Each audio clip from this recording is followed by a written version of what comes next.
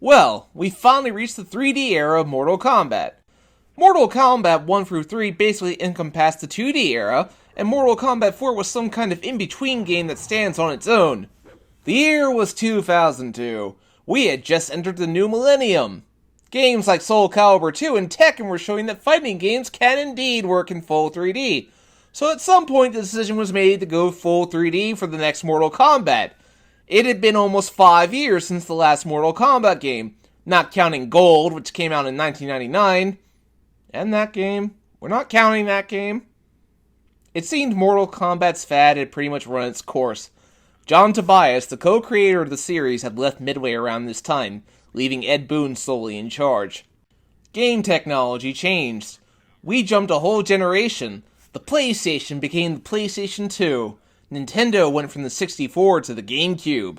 Microsoft entered the console business with the Xbox, while Sega was forced to go third-party in order to survive. Times were a-changin'. Did Mortal Kombat have a place in the new world of gaming? Well, let's check out Deadly Alliance and find out. One thing I'd like to point out is that we are no longer using numbered titles. I have to channel my inner AVGN here, but don't you love it when games do that? Well, you can see the Roman numeral for 5 in the title, but that's as far as it goes. Or you could do it the Mario Kart way, where their titles are whatever system it happens to be on, and then all of a sudden you start numbering them with the 7th, which makes me wonder, what are they going to do when they actually get to Mario Kart 64? So we have an actual intro movie to tell the story.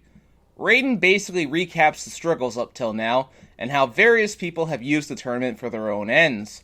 Quan Chi was trapped in the Nether Realm with Scorpion after MK4, but he was able to escape. Landing in Outworld, he discovers the mummified remains of the long-forgotten Dragon King's army. Thus he finds Shang Tsung and forms an alliance. Shang Tsung agrees to the alliance, but says that they must get rid of the only two beings who can stop them. The first is the Emperor Shao Kahn. The two spring their attack and kill him. Then they travel to Earthrealm, and there they confront Liu Kang.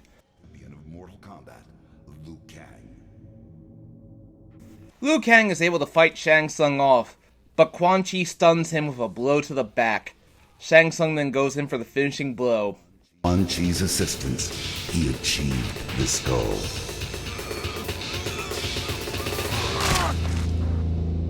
Liu Kang is dead. Yeah, that really happened. Liu Kang is dead. This was huge.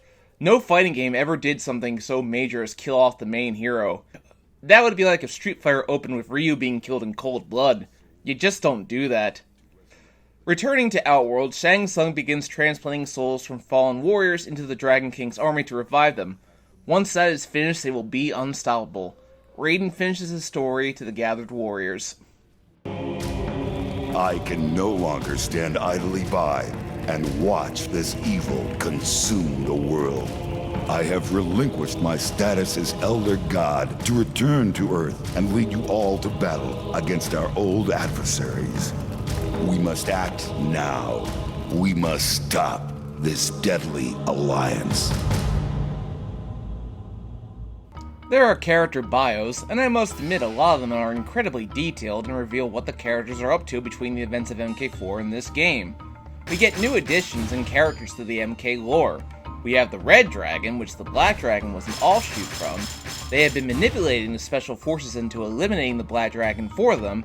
Kitana has been leading the Edenian forces against Shao Kahn's forces in a preemptive strike. During said battle, Prince Goro is killed. We also meet new characters like Kenshi, a blind swordsman who seeks revenge on Shang Tsung, Li Mei, who seeks to free her people from enslavement. Sub-Zero has been busy. He managed to retake control of the Lin Kuei clan from Sector and become the new Grand Master of the clan, reforming it as a force for good.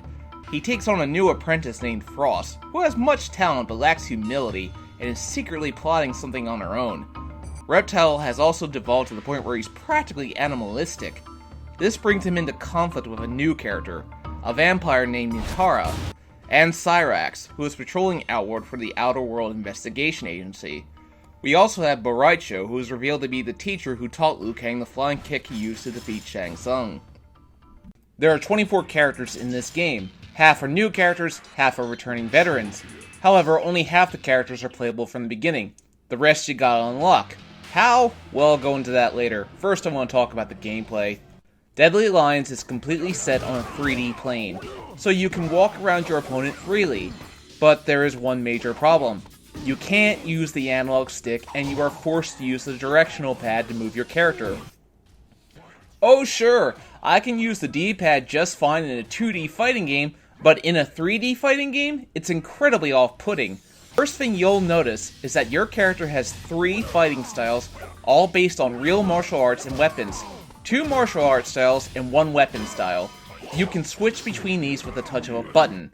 Thus, combos are achieved by pressing a certain set of buttons.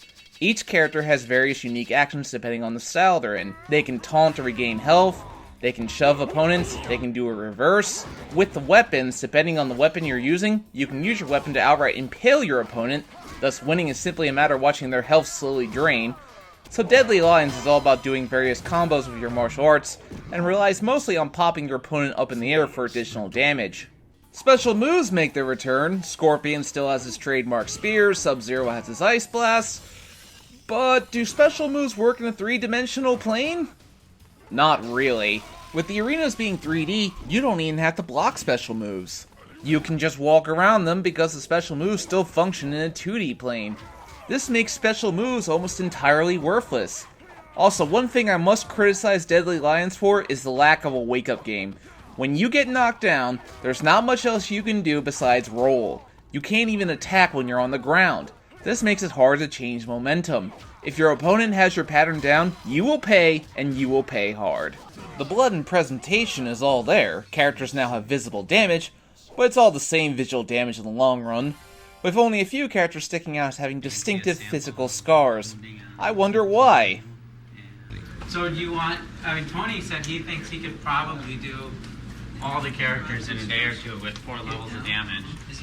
But really? yeah, just doing basics. You think you can do all characters in a day or two? I bet you I could. Oh, I would make cut and it. pasting it? Yeah, I cut and Oh, paste okay. same scars and stuff. That explains it. I was able to play this game in 1080p by playing the PlayStation 2 version on my PS3, which leads me to wonder if the PS2 era of MK games will ever get remastered on the PS4. I wouldn't mind it. Let's talk as we always do about the new characters. Kenshi is simply a badass. He's a blind swordsman, but he's got telekinetic attacks such as a slam and a throw. His story revolves around how he was an arrogant swordsman who was tricked by Shang Tsung into stealing the sword of his ancestors. Shang Tsung consumed his ancestors' souls and left Kenshi to die in the tomb, but Kenshi was able to escape thanks to guidance from his sword, and now seeks revenge. But Raicho is an old master. He's trained both Liu Kang and Kung Lao, but his moves are, well, disgusting. He's a drunken, disgusting old man, and I'm mixed on him. Li Mei is a rebel. She's got a few moves such as her flying fists. Overall, there's not much to say about Li Mei, other than they really like showing off her body. In fact, all the women get massive breast jobs. Now that they're not digitized actors, they can make the woman's breasts as big as they want, right? Subtle. Mavado is a member of the Red Dragon. He's all about using his grappling hooks. He's also got Cabal's hook source because he seeks to destroy the Black Dragon, so he's rumored to have killed Cabal. Su Hao. Well, I hate him. I hate everything about him. He's just a bad stereotype. He has his role in the story as a mole for the Red Dragon, but don't worry, I'm not the only one who hates him. Even the developers hate him. In Jax's ending, Su Hao gets killed. Jax rips his heart out, and we were fully prepared to say, yes, that really did happen. He's dead and he's gone. But Mortal Kombat Armageddon is about bringing every character back to life, so Su Hao is back, much to my dismay. Frost is an interesting character. On first look, she's basically a female Sub-Zero, and this caused a lot of backlash when it was first announced. See, Frost's arrogance makes her someone that you'd have to watch out for. Draman is an Oni from the Netherrealm, but he has no combos and he's really just not very fun to play. Nitara is a vampire, so she's all about sucking blood. She really wants to free her realm from Outworld, but she's not above manipulating others to do it like she does with Reptile and Cyrax. Fatalities also make their return, but there's only one per character this time around. And I don't mind that. The fatalities are pretty gruesome. But there's one fatality, one character that has the absolute worst fatality in Mortal Kombat history. Whose fatality is that? Why, none other than Quan Chi.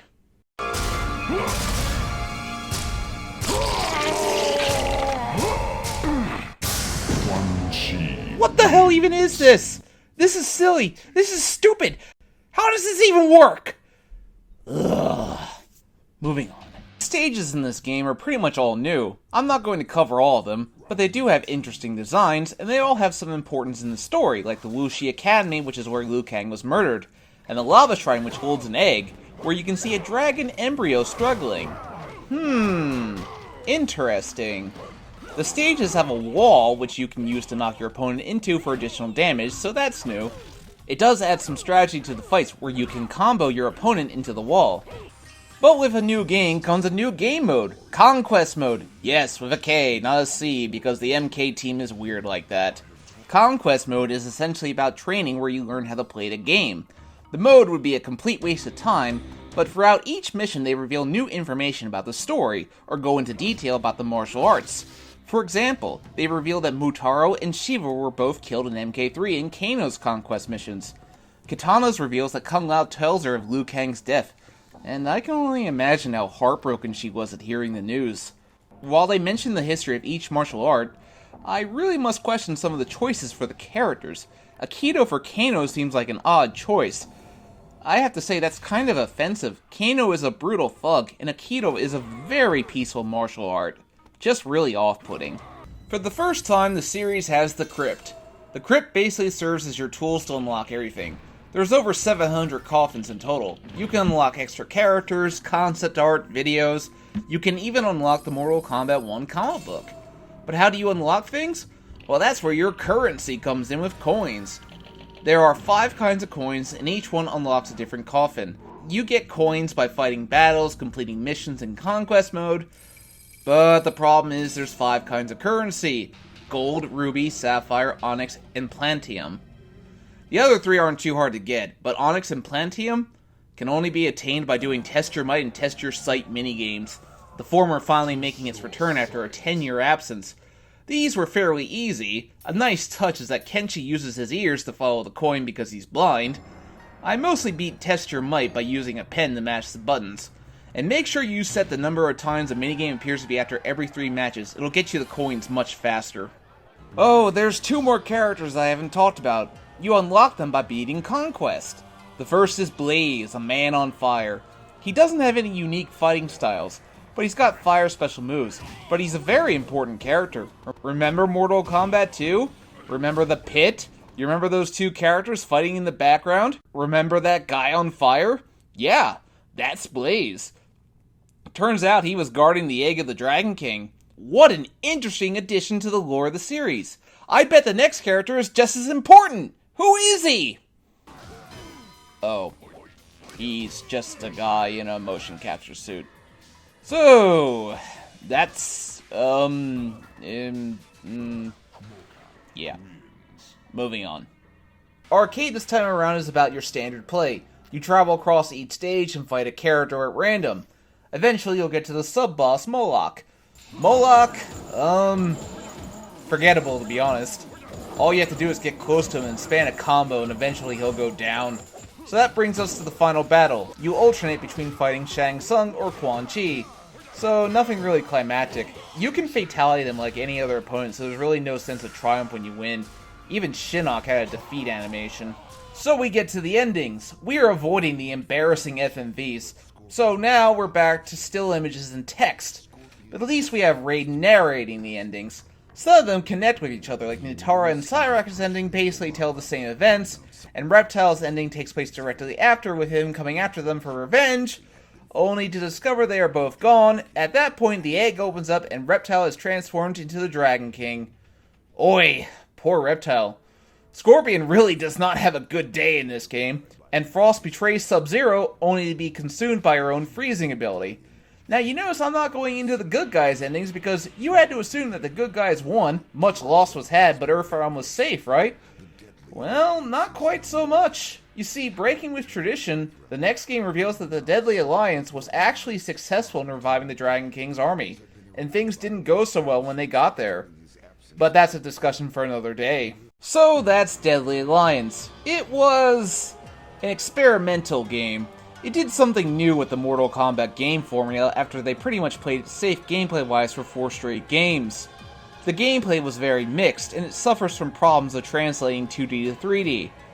But the character bios and stories were well interesting, and it gives you a reward for sitting through some forgettable gameplay. But Deadly Alliance has aged, and not particularly well. It's certainly not on the level of other 3D fighting games released at the time. For example, if you had to pick between Deadly Alliance and Soul Calibur 2, I'd pick Soul Calibur 2. But for better or for worse, it showed that there was still life to be had in the Mortal Kombat franchise. And it got a follow-up, Mortal Kombat Deception. But I'm at a crossroads. Dragon Ball Xenoverse 2 is coming out next week, and I kinda want to play that. Should I review that instead and then go back to Mortal Kombat? If you want to chip in, let me know. Thanks for watching. This is RetrospectGreg signing off. Hey, I hope you enjoyed the video. You want to see more videos? Hit that like and subscribe button, and make sure to share this video. It really helps to spread my channel. Alright, I'll see you guys next time.